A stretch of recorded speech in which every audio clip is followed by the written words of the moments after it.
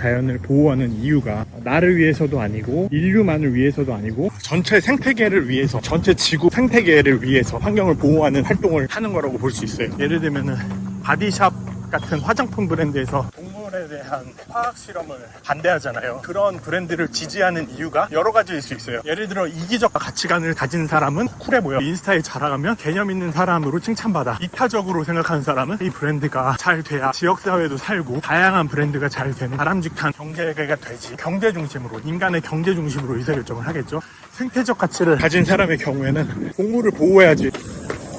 인간의 피부를 위해서 동물에게 실험하는 것은 바람직하지 않지. 바디샵 같은 브랜드를 지지하고 구매하는 행동을 하게 되는 거죠. 보스턴에는 많은 나무들이 몇십 년, 몇백 년 동안 잘 자라고 있는 이유, 다소 불편함을 주더라도 함부로 나무를 잡는 이유. 보스턴에서는 생태적 가치관을 가지고 있는 반면에 서울의 가로수들이 민원으로 인해서 베어져 나가는 이유를 생각해 볼게요. 서울에서는 이기적 가치관에 기반해서 행동과 정책을 결정하기 때문이에요. 나무가 불편함을 주었다고 해서, 자기가 손해를 본다고 해서, 첫 번째, 다른 사람을 고려하지 않았죠. 나무를 좋아하는 다른 사람, 우리 지역사회 고려하지 않았죠. 그리고 나무의 생명의 소중함, 이 나무에 살고 있는 수많은 생명을 고려하지 않았죠. 따라서 이타적인 가치관으로 봐도, 생태적인 가치관으로 봐도 그 결정은 이기적 동기에서 비롯된 결정이라는 거예요. 그런 점이 바로 이 서울의 풍광과 이 보스턴의 풍광을 다르게 하는 수많은 요인 하나이지 않을까. 그러면 하자는 거냐? 한국인의 가치관을 비판하는 것 뿐이냐? 아닙니다. 저는 이 환경심리학을 연구하는 연구자로 친환경 행동을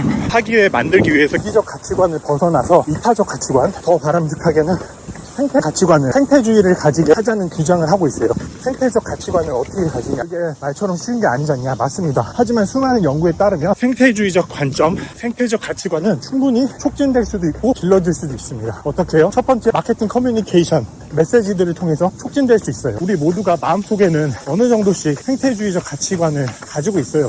100% 이기적이고 100% 생태적인 사람은 없습니다. 모든 가치관이 20% 혹은 20%, 70 이렇게 섞여 있는 거죠. 따라서 마케팅 커뮤니케이션을 통해서 촉진될 수 있는데, 예를 들면 영상을 하는 것, 광활한 자연의 아름다움을 보여주는 것, 사진, 영상, 글을 통해서 자신의 내면을 돌아보고 자연의 아름다움의 경외감을 느끼게 되면 생태적 가치관에 따른 의사결정을 하게 됩니다. 두 번째, 교육. 생태적 가치관을 가르칠 수 있어요. 윤리 교육이 중요합니다. AI 시대가 되면서 어떤 것이 인간다움이냐에 대한 윤리, 철학에 대한 교육이 더 중요해지고 있어요. 아이들에게, 학생들에게 나만 중요한 게 아니라 같이 살아가는 사회가 중요하다. 소외되는 사람들을 보호해줄 인간뿐만 아니라 동물과 식물 소중하다라는 거를 가르쳐 줄 수 있습니다. 특히 제가 일하는 경영대학에서도 그럴 수 있어요. 경영치나 인간의 이기적 동기를 더 부추기는 경향의 교육을 하고 있어요. 수많은 경영학자